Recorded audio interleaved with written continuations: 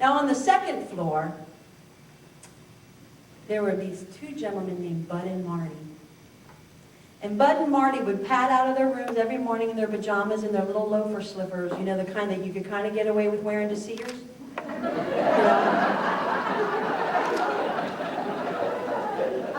The leather slipper. This isn't a slipper. That's a slipper, Dad. No, it's not a slipper.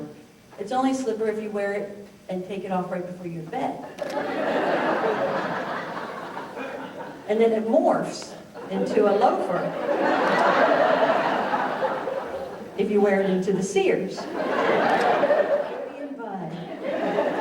So Marty and Bud would shuffle down to the breakfast, and they would get on their little Dockers and a little golf shirt and their windbreaker and a trucker hat, and they'd go down to the first floor at the intersection, and they would stand there and check out the girls. And I would say to them, Marty and Bud, why do you come down to the first floor to check out the girls? And they said, they're younger. And it was so cute because some of the women, they'd come out of their room and they would see Marty and Bud at the corner. And they would go back in their room and they'd put on one of those little cotton button-up house dress coats over their house coat. And they would button it real high. And put on their little slippers and get their walker and head down the hallway. And it was like a foot. She'd go wide, way around Marty and Bud. That little bag on the front, swinging with the crossword puzzle in it. Walking, they'd go wide, and they would look off to the side because they didn't want Marty and Bud to see them or to talk to them. And Marty and Bud would say, hey, Louise, don't you look at me like that. Go back to your own floor. But there were some ladies who would see Marty and Bud on the corner of the intersection on the first floor. And they would slip back into their room and go to their bed and sit on the edge and lean over and pull out the drawer of that little nightstand that's in every one of those rooms. And there would be Reader's Digests and Our Daily Prayers tucked away in there. And rolling around on the bottom were the lipstick Avon samples from their nurse's daughter's daughter.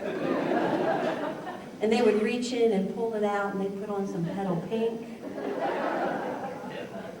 or a little bit of ruby red, and put it away, and get a little packet of sample of Timeless. Tuck it in there and fold it up, because you got 5 good uses with that little cloth. Stick it in there and shut the drawer. And then they'd walk out of their room real slow. And they'd walk past Marty and Bud. Hello, Marty. Hello, Bud.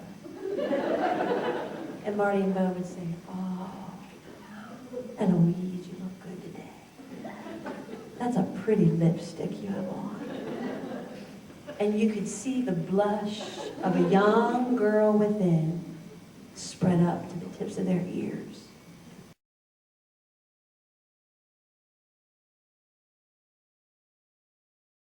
I said, when we're in chapel and we're singing, and you raise your hand in a fist and say, they're calling me to fly. I said, who is calling you to fly? Shh. Listen. The birds calling me. The wind is calling me to fly. There's a whippoorwill outside my window, and he's calling me to fly. There is smoke upon the mountains. It's calling me to fly. Granddaddy's tick-tocking the time away. A grain of sand falls with the beat of each passing day.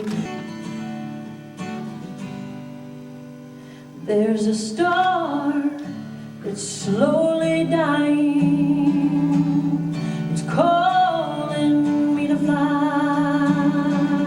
There's moonlight on my horizon. It's calling me